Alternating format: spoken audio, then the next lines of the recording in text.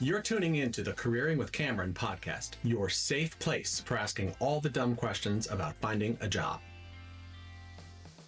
Thank you for joining us this afternoon, actually, with Careering with Cameron. We're doing a special segment today, and I'm joined by my good friend Todd Roselle of Blue Rock Financial Group. What we want to talk about with you today is, to begin the segment of I've been laid off, now what, is what should happen once you're laid off. Certainly there's a lot of anxiety that occurs when that message is relayed to you. There's paperwork to go through. Hopefully there's severance. Hopefully there's outplacements. But there are things that we've identified over the years, going all the way back to, working together with the layoffs that happened with DuPont, which is less gray hair ago than I want to admit, but probably a good 10 years ago, roughly. Yeah. Where we had 1,700 people that were out and had some pretty complicated compensation programs that they were involved in and needed some help in kind of sorting that out. And it was similar to creating a resume, creating LinkedIn. It was a different skill set that they had not worked with. And so it was about how fast can you learn and not get in the middle of something that's messy. So Todd is here today, joining us on Careering with Cameron to share a little bit about what would keep him up at night if he were in that position, or what keeps him up at night in terms of worrying about those folks who are in transition and about to start. So, Todd, why don't you give us a little bit of background about you and kind of how we got to this point?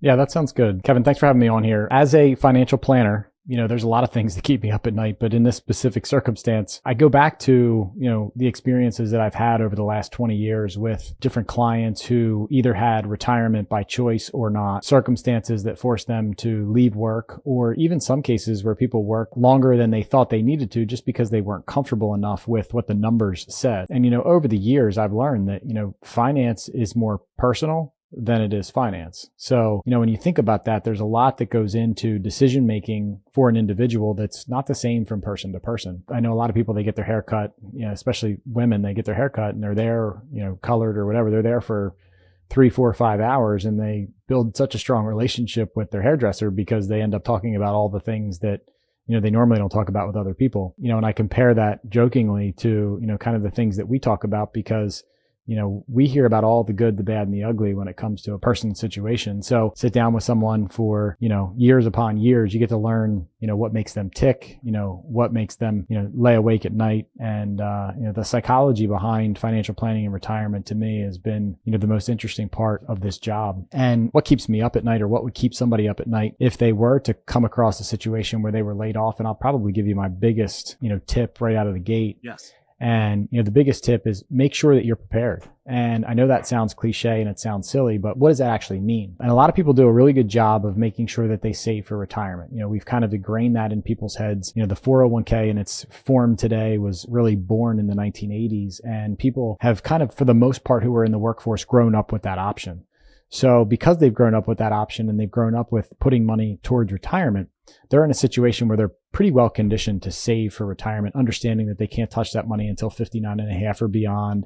And there's a requirement to start pulling the money from those retirement accounts at age, either 72, 73 or 75 at this point. So it's really everything else that's not taught. You get taught in school to budget, you get taught in school to be able to pay your bills and make sure that you're not running a negative. But the thing that would keep me up at night is if people did not have enough money between the cash account to do the things that they do today and their retirement accounts.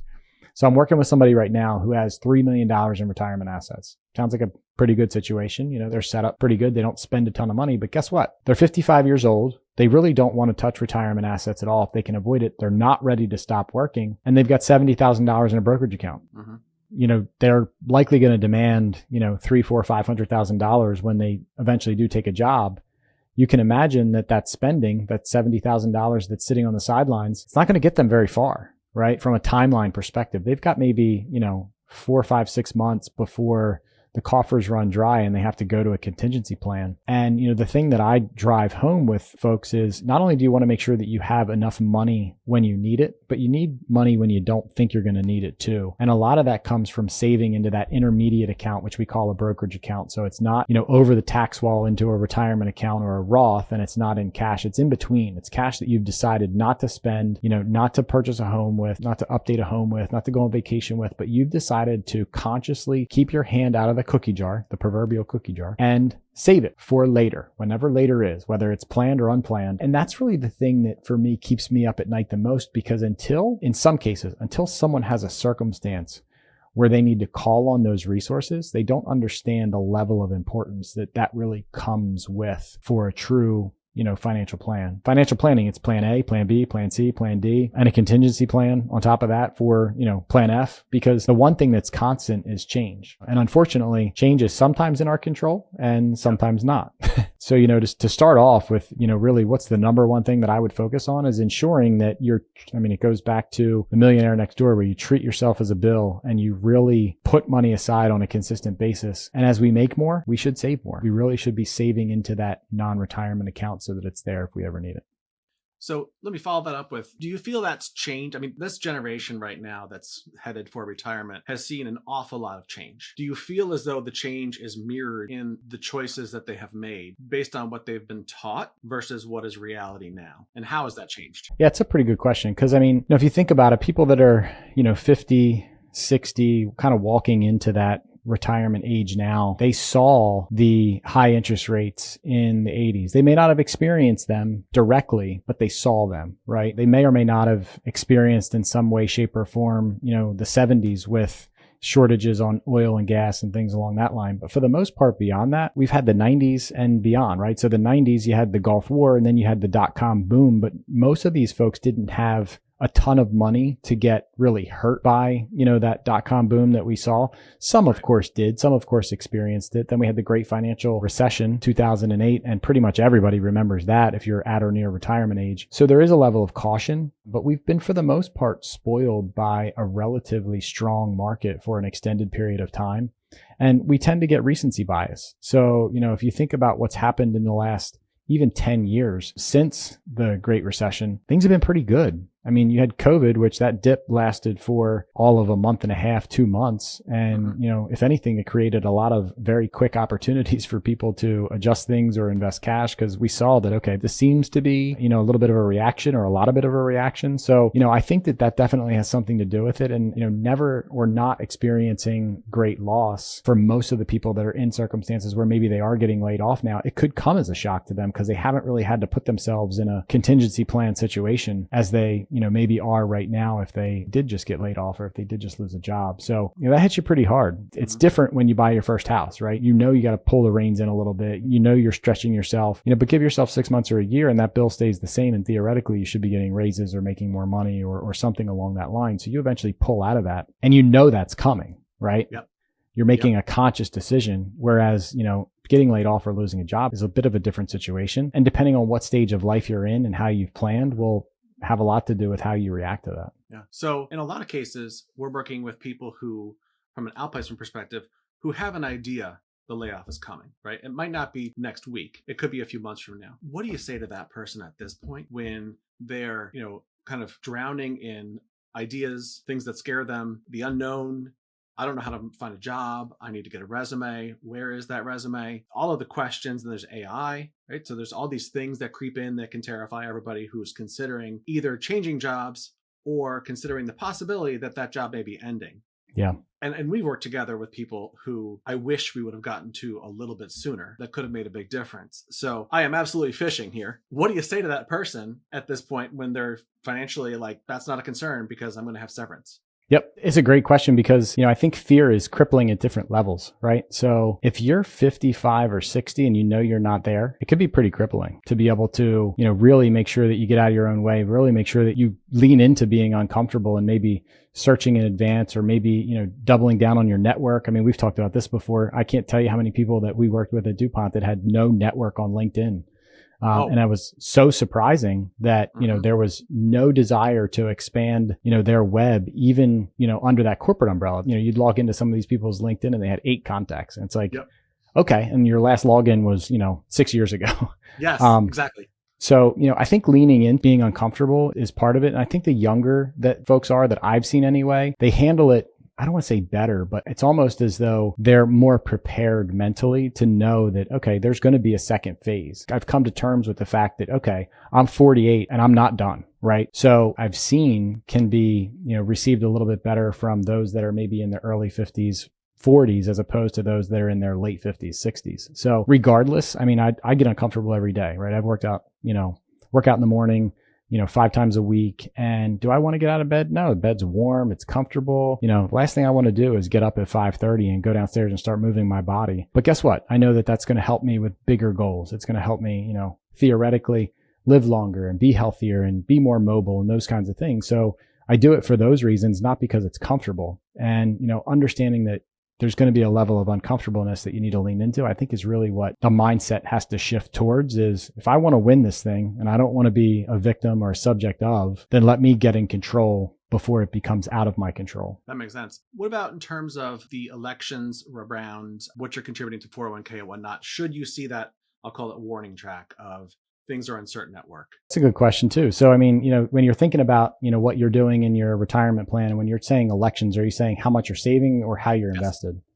Both. Let's do both. As I started with, you're going to want to have some sort of accessible reserve, whether it's in cash or whether it's in a brokerage account. Ideally, you're saving in a brokerage account for an extended period of time. So you've got a substantial, reserve. I always like to see 1/3 at minimum in a brokerage account of someone's net worth and the 2/3 in a retirement account. So if you think about that, if somebody's got 3 million, then it's $1 million and 2 million. I'd even prefer to see 50-50, right? Enough in the brokerage account and, 50% in the brokerage account and 50% in the retirement account, because at least in that phase of life, you're in a circumstance where you can kind of go to either one if you have to. When you think about it from an election perspective, as far as saving, being able to look at your situation and say, okay, well, if I've got 95% of my assets in a retirement account, then maybe I should be doing some in the brokerage account. And the key to that is balancing that out long before you get towards the end of your working career, because at that point, it probably makes a lot of sense to put a lot of money in your 401k because you're probably at your highest earning levels, which means you're at your highest tax bracket. So you want to defer that to later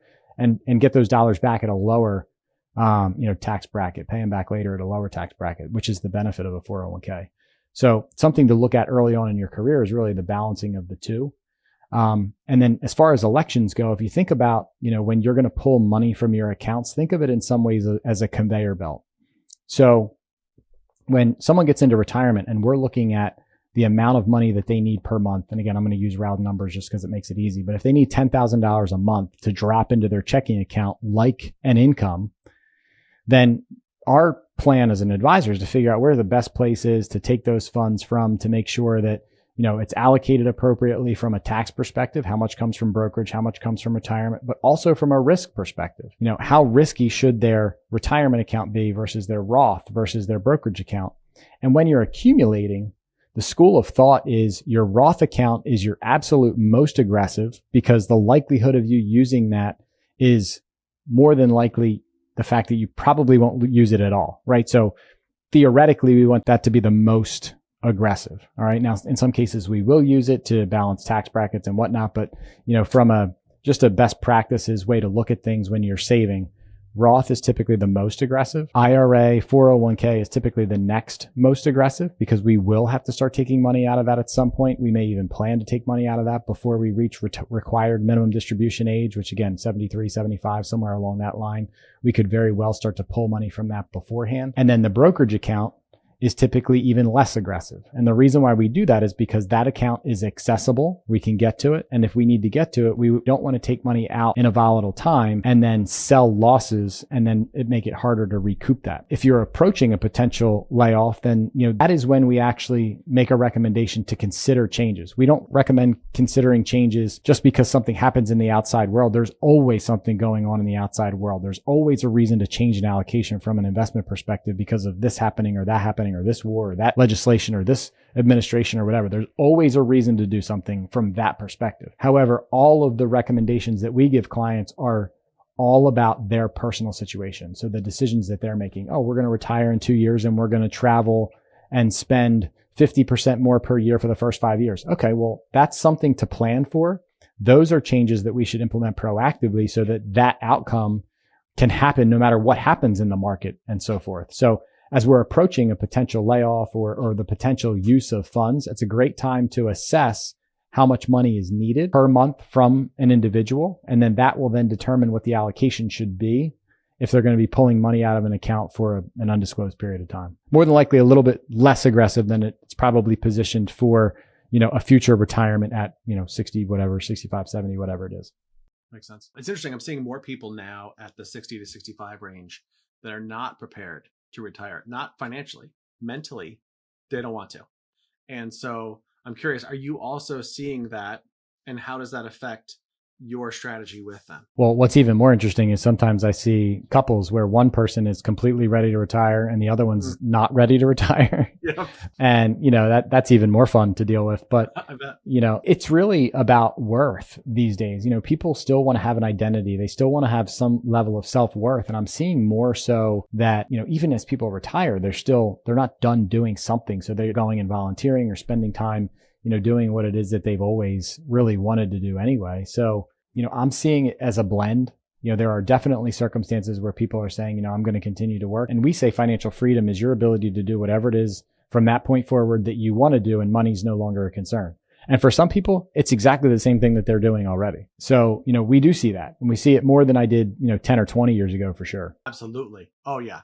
The consulting world, a real interesting space for those folks right now. Even teaching, actually. Consulting is one that I think is really underrated, to be perfectly honest, because, those that have worked in a job and that they've done a thing for a company, there's a lot of freedom in doing things for different organizations because everybody needs something that's a little bit different. And theoretically, from the financial planning standpoint, I don't want to say we consult because we don't necessarily consult, but every single client's situation is a little bit different. So it allows for a little bit more fun and a little bit more flexibility as we strategically figure out how to get the client the most optimal answer. I think the consulting is very similar to that, where you get to apply those skills that you've learned in a field for so long and really help clients in a way that is unique to them.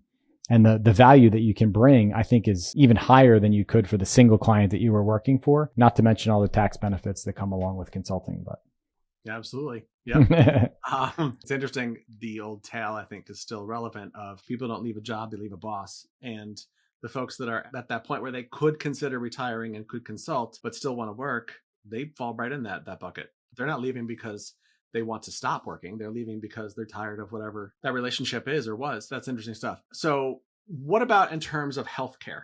So the other component that comes up, right, when people are facing the possibility of layoff is, well, Kev, I think I have enough time because I have some coverage for a while with healthcare, but I'm not sure.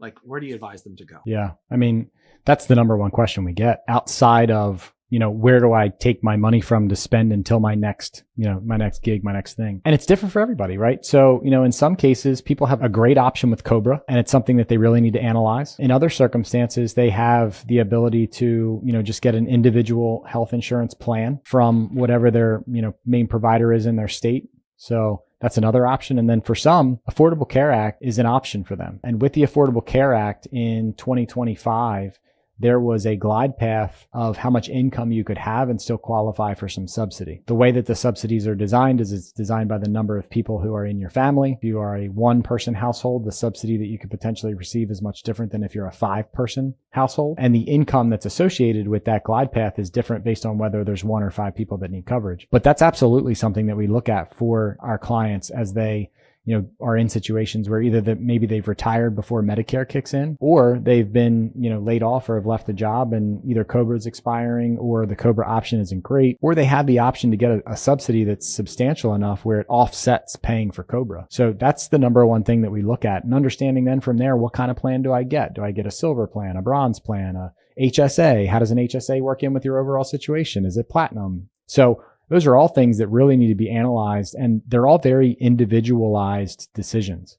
Mm-hmm. So, I have some clients that they hit their deductible in January. Well, they should have a really good plan, because if they're hitting their deductible that soon, January, yeah, they're going to need coverage, throughout the entire year. And if their expense is going to be completed by the time January rolls around, then let's get them on the best plan we can get them in, right, so that they don't have really any more expense for the rest of the year. Now they're going to pay an arm and a leg in January, but behind us at that point. So yeah. Exactly. Answer is very different for everybody, but that's one of the top questions that we get. Okay. What about timelines? I know there's some deadlines we're coming up against, right? What are those deadlines? What should our friends be worried about in terms of the timelines coming up that they need to kind of either get in touch with you or figure out what's going on? Yeah, I believe the healthcare deadline this year is December 15th, where they've got to have a choice that's made. And I just went through this exercise with someone who is going to be on the Affordable Care Act next year. You need to give yourself like a day to walk through all this. Because based on the questions that are asked, based on, analyzing the health insurance plans that you want or need, it's super important. And understanding too, like if something changes during the year of 2026, that if you do receive a subsidy and you are on the Affordable Care Act, you might have to pay that back come tax time. You don't just get the subsidy for free no matter what happens. So the subsidy is based on projected income for 2026. So if something changes within your situation, like you get a job or something changes, you need to be aware of what the implications of that could be, because you get a real big surprise come, March, April of 2027, where you got to pay back your $10,000 subsidy that you received from the federal government in the form of tax. But December 15th is really the date to look at, make sure that everything's completed by then. That's a great highlight though as well. This is about you're laid off and now what? But there's also the component of kind of, oh no, I have a job, because at that point you have like multiple streams of income, right? And so that can turn into a really wicked surprise that you go to pay your taxes and discover that your income was much, much higher than you thought, or you just hadn't planned correctly. That's another kind of component if you want to touch on that quickly as well. Well, there's a number of caveats, for example, in that Affordable Care Act that I was talking about, where if you do get a job, you need to let them know you can't continue that plan. And sometimes people don't realize what they've signed up for or what they're obligated to do. So, that job, even though the health insurance is going to be more expensive than what you're paying now, you're obligated to, let the Affordable Care Act know that you now have other, resources to other healthcare options that you need to come off of that anyway. So a lot of it has to do with education and not having the right, people around them to be able to help them navigate these very complex items, which I think of this in terms of the fact that we get seduced by spending money every day. So we think we know how to manage money on a grander scale, right? From a nutrition standpoint, we eat food every day and we get tricked into thinking that we know what we're doing just because we eat food every day. Is it the best for us? Maybe, maybe not. Same thing happens when it comes to things that are as natural as health insurance, right? You give your card, you pay your copay and things along that line. But there's so much to educate yourself about in the health insurance world and space that these things are not a constant. They are very, very fluid, and understanding the dynamics that come along with them is just as important as picking the plan that you're going to have come December 15th. Right.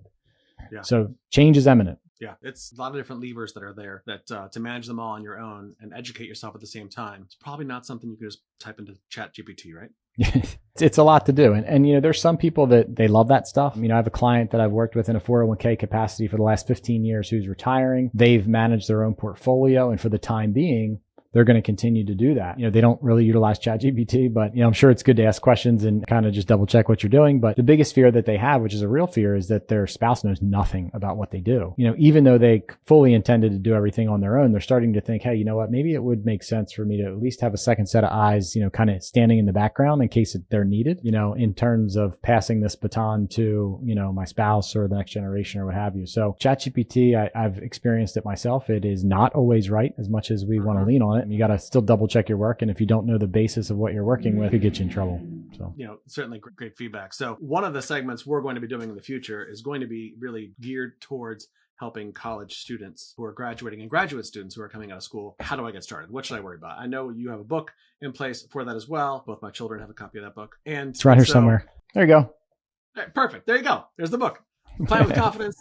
It's on Amazon. It's on Amazon as well. But, that's something we can talk about as parents, both of us who have students who are in college now, one finishing, congratulations. Thank you. That point in time on top of a layoff or job change is terrifying, because you've got, a son or daughter who is going to college that you're probably paying for, and suddenly are faced with this, can I pay for it? And is there going to be a conversation around switching schools or switching whatever that may be? Any tips on that? Like, what do you do in that situation? It's interesting. So my wife and I have had this conversation very recently, because, you would think that someone coming out of school would be prepared for life. Mm-hmm. What's the first thing that you need to do when you come out of school and prepare for life? Figure out where you're going to live, figure out, your car insurance, your health insurance, how much money do I need to survive, of which in many cases they know nothing about. So the irony of that to me is just glaring. Yes. And, my daughter, one of the things she said, she's like, where can I live?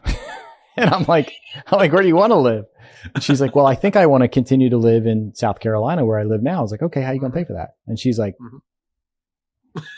so it almost, I don't want to say it doesn't matter, but, I've taught my daughter as much as I possibly can about money and about things that, you need to be prepared for. But I think that until reality hits, you don't understand that it's here. Mm-hmm. And, I've done my best to prepare her, and she knows she needs to find a place to live and pay for it and all that. She just has no idea how she's going to do it. Mm-hmm. So, that's why so many times, parents end up having kids come back home even for a period of time. Yep. And, there's definitely, it's not like it was when we were younger where you could go out and buy your first house for, 80, 90, $100,000 and figure out how to get it done. Now, starter homes are in places where, you either may not want to live or you can't afford. So, right. You got to make some decisions on exactly what you're going to do. And I can tell you that it's a group effort from what I've seen when it comes to parents and kids. The kids typically don't have the answers on their own. And honestly, parents typically don't have the answers on their own either, because if you think our lives are full of change, theirs are full of change too, more so than ours. And recorded at the same time. Yeah. Yeah, right. That's great insight in terms of where things are going here, because it is one of those things that, I think we had the benefit of growing up in an environment where we were not recorded. And we could make mistakes, and it was much easier to overcome those mistakes, and it wasn't shared across the entire universe the next day. But I think it's interesting that the students coming out now they're not afraid of making mistakes, but they're more afraid, I think, of asking for help. And so from a parent perspective, knowing kind of how to structure that conversation to your kids, where you're not kind of just telling them what to do, but instead understanding what the goal is, right? So or of like, even talking about the financial plans of people, what is the plan you want to have and where do you want to go, so that we know how to help you get there. Same with their kids. Yep. It's very true. And, I think that part of the problem is they don't know what they want to do. They're having these real questions, same questions that you're getting from your prospective folks that are, working with an outplacement is, what about AI? What about this? What's my life going to look like in 5, 10, 15 years? I went to school for, whatever potential industry. Like one of my daughter's very close friends is going to school for coding. And coding is one of the things that they're saying is one of the first items that are going to be eaten up by AI. So, you spent 4 years in school, you're educated on how to code, and now there's this thing that can do any jobs that you would have had pretty quickly. How do you pivot from that? I mean, that's a question that we really haven't had to answer before. And now that's a real question. Now, at the same time, there's plenty of people who I know who have gone to school for, physical therapy or, teaching, who are now in the financial world. So it's not that you can't change relative to what your major was. But, I think the bigger question is, what, how, and when, which is not an easy thing for us to answer because nobody knows what the future holds. So, yeah, very true. And one of the things that I like to add in at the end of these conversations with guests is, what's your why? And so I think that's a great question to bring in here as we're wrapping up, on top of how did you know and when did you know what your why was? Because there's a whole lot of people out there who haven't gotten to that point yet. Yeah. Some of them are in school. Some of them are 60 years old. When did you know and how did you know? I think my why's changed too. And, when I started in this career, my why was making sure that, I had a fulfilling life, a life too, where I could do whatever I needed to do and provide for my family. The reason I chose this career is because I got interested and invited to do it as an advisor that could make enough money to support their family. And, at that time I had a less than 6-month-old, and I found out that my neighborhood did not have sidewalks. So I couldn't take my daughter out in her stroller for a walk because the neighborhood didn't have sidewalks, and I didn't feel completely safe, among other things, with that starter, house that we had in that neighborhood that was, didn't fit the family anymore. So, the why at that point was just to provide, a better life and solid footing for my family. And then as time went by, the advisor piece really stuck with me because I realized that, we're doing things in our role that other people, for the most part, they could do it, but the learning curve to do it right is just as steep as it is for somebody to perform their own job that they perform every single day. And, my why changed the first time that I had a client give me a hug after a meeting. And I was like, okay, so I did something that made that person feel so emotionally driven or, moved to reach their arms out and give me a hug.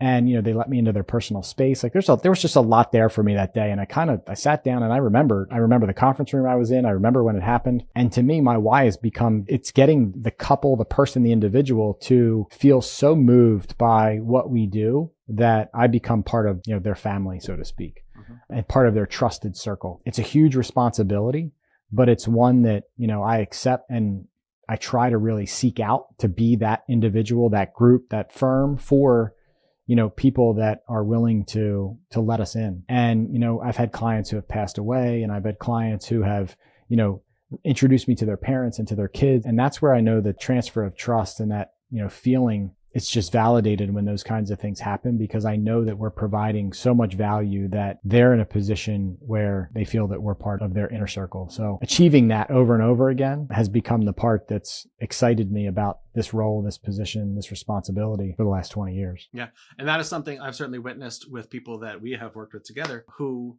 frankly, they're at a point in their lives where there's a lot of uncertainty. And now they're saying, I'm going to trust Todd or somebody on Todd's team to help me figure this out. So financially, I'm okay and I have a plan. And there is a scary step, right, in that process of saying, okay, what do I do next? Is this the right person to do this?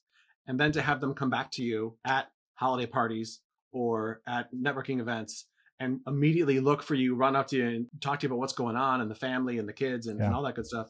And give you a hug, I think speaks volumes for your ability really to partner with them and understand what do they want to do. As you said when we started, it's not the same answer for every person. It really depends on what they want. Yeah. So I really appreciate your time with us today, Todd. How can people reach you if they want to reach you directly? Yep. I mean, actually, everybody that is watching could actually schedule time directly with me or somebody on my team by going to bluerockfg.com. Either talk to an advisor or go to my bio. You can find me right there. It's also easy, Todd@bluerockfg.com. We didn't want to use last names because we figured that would be too impersonal, and it's way easier. Todd's a good old name from the 70s that's easy to remember. You can find me in sweater commercials and shampoo commercials. Hey, you're not at home alone yet. So at some point you'll be screaming your name. You'll be all there you go. Especially at this time of year. Anyway, I really appreciate your time. It was great catching up with you. We will do this again and we'll talk more on the student side. Again, everybody, if you can reach out to Todd if you have questions. Certainly, if you are having trouble getting there, let me know and I'll certainly get in touch with Todd as well. But this has been Careering with Cameron. If you've enjoyed the show today, please go ahead and subscribe, give us 5 stars, and share it with somebody that you think this may help. Appreciate your time. Thank you so much. Thanks, Kevin. Stay in the loop at careeringwithcameron.com/talent connect or check out our website, www.talent-connect.net.